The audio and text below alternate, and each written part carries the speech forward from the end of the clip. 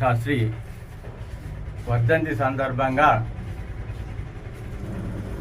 మా ట్రస్ట్చే వారికి ఘనంగా నివాళులు అర్పించడం జరిగినది.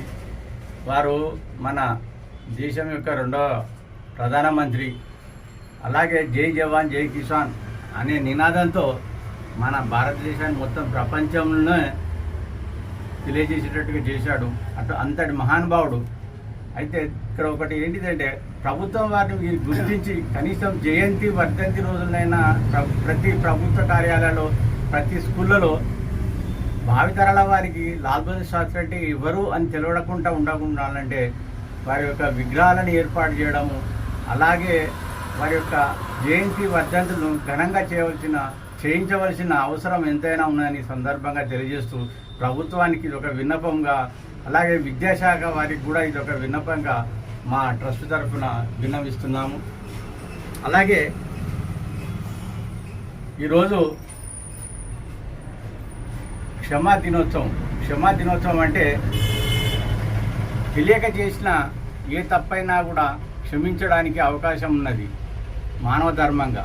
కానీ తెలిసి చేయడం అనేది క్షమాపణ కిందకి లెక్కకు రాదు.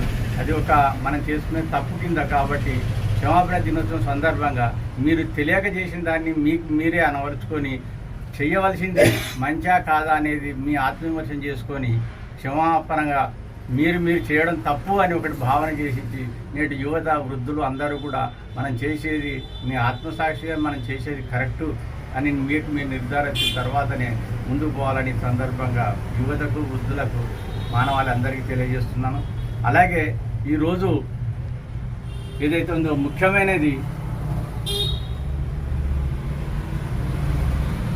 అక్రమ రవాణా మానవ దినోత్సవ నివారణ దినోత్సవం. అంటే మనం ఈ మధ్యన బాగా చూస్తున్నాం, పిల్లల్ని ఎత్తుకొని పోవడము, వాళ్ళని తీసుకొని పోయి ఎక్కడనో అమ్మేయడము, లేదంటే వేరే రాష్ట్రాలకు ఇవ్వడము, ఇటువంటి ఎన్నో జరుగుతున్నాయి. ఇటువంటి వాటిని నివారించవలసిన బాధ్యత ప్రభుత్వంపై, తర్వాత పోలీస్ సిబ్బందిపై, అలాగే స్వచ్ఛంద సంస్థలపై ఇది ఎంతో అవసరమని సందర్భంగా తెలియజేస్తూ, మొన్ననే మన కాజీపేట పోలీస్ స్టేషన్ వాళ్ళు, అలాగే హన్మకొండ పోలీస్ స్టేషన్ల వరకు వారికి మా యొక్క అభినందనలు. వారు ఏ విధంగానైనా ఒక మూటను వాళ్ళ ఎంతో కష్టపడి వారి శాయశక్తుల ఒక మూటను అరెస్ట్ చేయడం జరిగింది. అందులో భాగంగా ఒక దాదాపు 7-8 మంది పిల్లలను పిల్లలు రైల్వే స్టేషన్లో పడుకుంటేనే, లేకపోతే ఎక్కడనో పిల్లల దగ్గర నిద్రపోయి ఉన్నప్పుడు ఎత్తుకొని పోవడము, 10 నెలలు 2 నెలలు 3 నెలలు 2 సంవత్సరాలు 3 సంవత్సరాలు పిల్లల్ని తీసుకొని పోయి వారిని ఎవరికో విక్రయించడము. మేము ఏదో స్వచ్ఛంద సంవత్సరం ఇచ్చినాము, పిల్లలు లేని వాళ్ళకి ఇది మేము ఇస్తానం అని చెప్పి చేయడం అనేది ఇది చాలా క్రూరమైన చర్య. దీన్ని తీవ్రంగా మా ట్రస్ట్ ఖండిస్తున్నాము.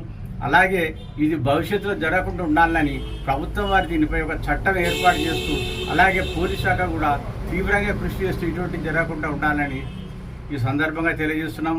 అలాగే ప్రజలు కూడా అప్రమత్తతోటి మీ పిల్లలను బయటికి పోయేటప్పుడు, మీ స్కూల్ దగ్గర పోయేటప్పుడు పంపకుండా మీరు ఎంబడి తీసుకొని పోండి. అలాగే మీరు తీసుకొని స్కూల్ అయిపోయిన తర్వాత వచ్చేటప్పుడు కూడా మీరు తీసుకొని రావాల్సిన అవసరం ఎంతైనా ఉంది. లేకుంటే తర్వాత మనము మన చేజారిపోయిన తర్వాత మనం ఏం చేసినా కూడా చాలా కష్టంతో కూడుకున్న పని. కాబట్టి తల్లిదండ్రులు కూడా దీన్ని గ్రహించవలసిన అవసరం ఎంతైనా ఉందని ఈ సందర్భంగా తెలియజేస్తున్నాం.